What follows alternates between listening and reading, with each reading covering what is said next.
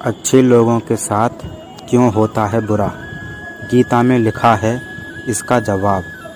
आपने महसूस किया होगा कि जो लोग अच्छे कर्म करते हैं वो परेशान रहते हैं, वहीं जो बुरे कर्म करते हैं वो खुशी से रह रहे होते हैं। अच्छे कर्म करने वाले परेशान होते हैं कि आखिर उन्हें इतनी परीक्षा क्यों देनी पड़ रही है, जबकि जो अधर्म की राह में हैं वो खुश हैं और ज़िंदगी का लुत्फ़ उठा रहे हैं। अगर आपके मन में भी ये सवाल आया है तो आज हम आपको इसका जवाब देंगे।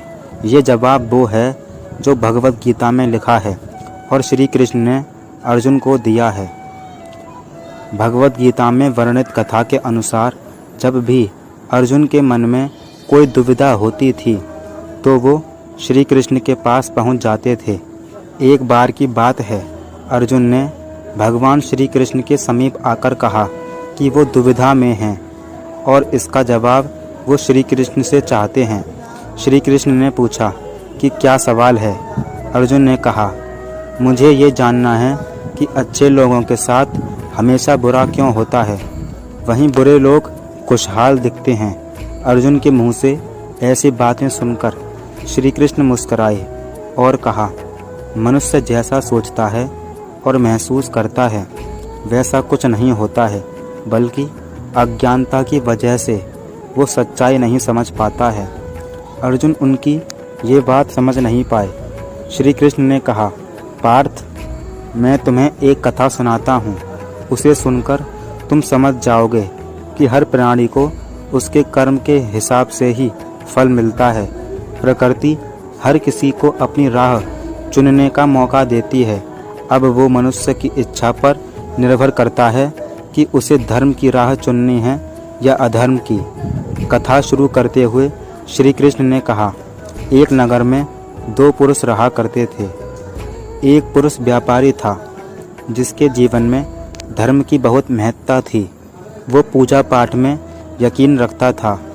वो हर रोज़ मंदिर जाता था और दान धर्म भी करता था और हर रोज़ भगवान की पूजा करता था। वहीं दूसरा पुरुष बिल्कुल विपरीत था। वो हर रोज़ मंदिर तो जाता था लेकिन पूजा करने नहीं, बल्कि मंदिर के बाहर से जूते चप्पल चुराने। उसे दान और धर्म से कोई लेना देना नहीं था।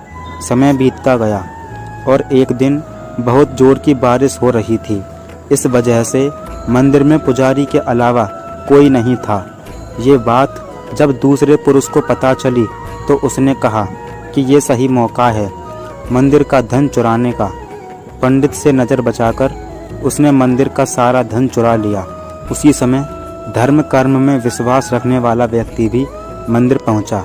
दुर्भाग्य से मंदिर के पुजारी ने उसे ही चोर समझ लिया और चिल्लाने लगे। वहाँ लोग एकत्र हो गए और उसे बहुत मारा। किसी तरह वो बचते बचाते वहाँ से निकला तो दुर्भाग्य ने उसका साथ वहाँ भी नहीं छोड़ा। मंदिर के बाहर वो एक गाड़ी से टकरा गया और घायल हो गया। फिर वो व्यापारी लंगड़ाते हुए घर जाने लगा तो रास्ते में उसकी मुलाकात उस पुरुष से हुई जिसने मंदिर से धन चुराया था। उसने कहा, आज तो मेरी किस्मत चमक गई, एक साथ इतना सारा धन मिल गया। ये सब देखकर उसे बहुत बुरा लगा और उसने अपने घर से भगवान की सारी तस्वीरें निकाल दीं। कुछ सालों बाद दोनों ही पुरुषों की मृत्यु हो गई।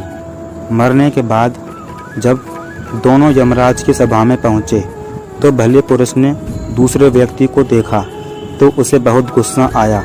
उसने क्रोधित होकर यमराज से पूछ ही लिया, मैं तो हमेशा अच्छे कर्म करता था, दान में विश्वास रखता था, उसके बदले जीवन भर मुझे अपमान और दर्द ही मिला। और इस व्यक्ति को नोटों से भरी पोटली, आखिर ऐसा भेदभाव क्यों? इस पर यमराज ने कहा, पुत्र, तुम गलत समझ रहे हो। जिस दिन तुम्हारी गाड़ी से टक्कर हुई थी वो दिन तुम्हारे जीवन का आखिरी दिन था, परंतु तुम्हारे अच्छे कर्मों की वजह से तुम्हारी मौत सिर्फ एक छोटी सी चोट में बदल गई। तुम इस दुष्ट व्यक्ति के बारे में जानना चाहते हो। दरअसल इसके भाग्य में राजयोग था, मगर इसके कुकर्मों और अधर्म की वजह से वो सिर्फ एक छोटी सी धन की पोटली में बदल गया। कथा सुनाने के बाद श्री कृष्ण अर्जुन से कहते हैं, पार्थ, क्या अब तुम्हें तुम्हारे सवाल का जवाब मिल गया? ऐसा सोचना कि भगवान तुम्हारे कर्मों को नज़रअंदाज कर रहे हैं, ये बिल्कुल भी सत्य नहीं है। भगवान हमें कब क्या किस रूप में दे रहा है मनुष्य को समझ में नहीं आता है, मगर आप अच्छे कर्म करते रहें तो भगवान की कृपा हमेशा बनी रहती है। इसलिए अपने अच्छे कर्मों को बदलना नहीं चाहिए, क्योंकि उसका फल हमें इसी जीवन में मिलता है।